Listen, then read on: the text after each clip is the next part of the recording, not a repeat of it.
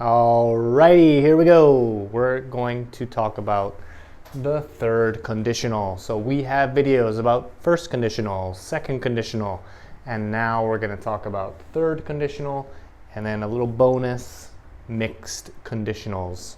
Don't miss that. It's really, really important. Now, I'm going to ask you a question. Can we change the past? Can I go back to yesterday? Can I go back to 10 years ago? The answer is, that's right. The answer is no.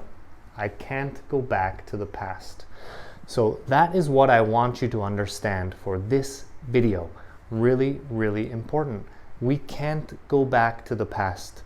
We can't change the past. Okay? So yes, this is an English video, not a philosophy video, but that's what we're talking about today.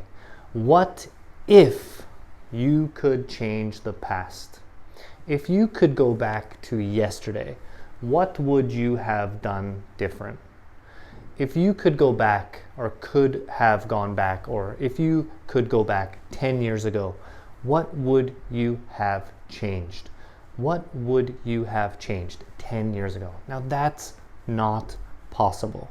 So we're talking about third conditional. We are talking about hypothetical past because we can't change the past.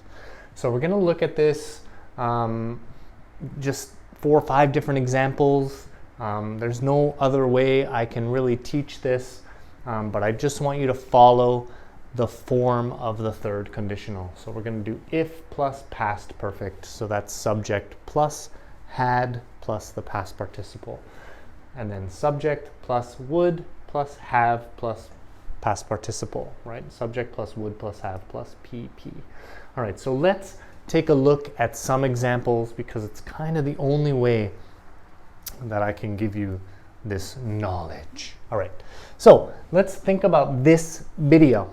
Right now I am making this video, but you're watching this video in the future, right? So I made this video in the past. Now, if I say, if I hadn't made this video, I wouldn't have uploaded it.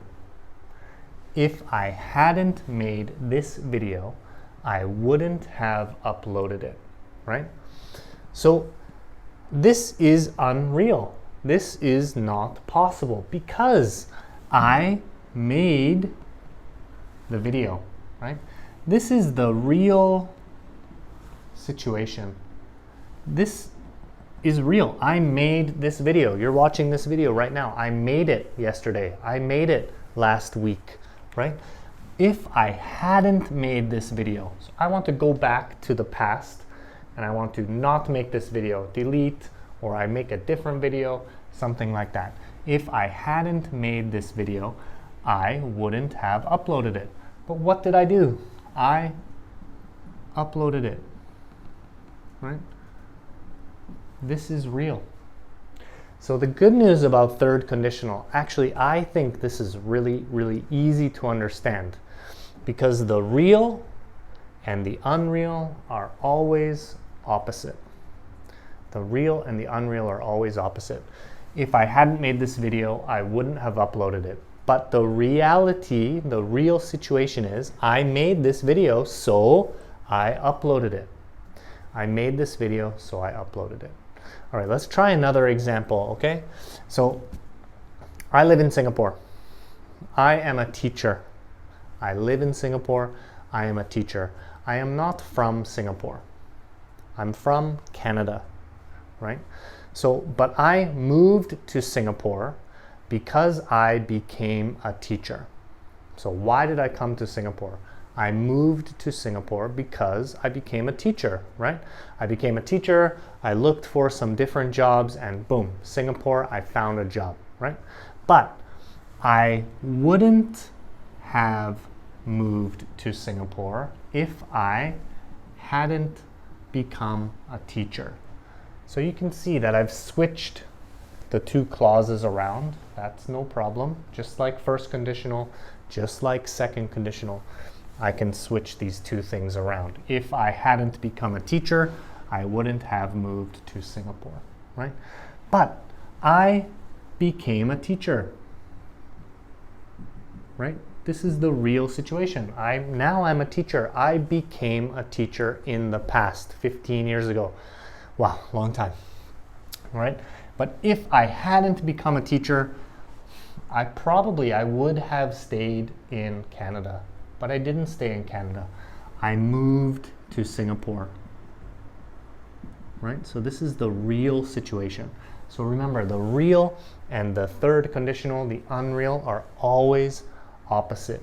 I wouldn't have moved to Singapore if I hadn't become a teacher. But I moved to Singapore because I became a teacher. So we always need to change the real and the unreal.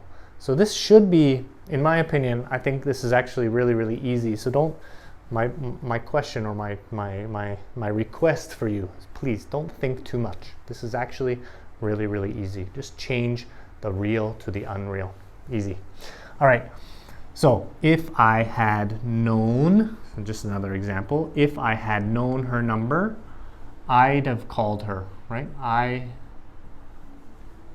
I'd have called her. Okay, so why did I use this example? Because this is had and this is would, right? But when we're speaking, especially with positive sentences, we always use the contraction.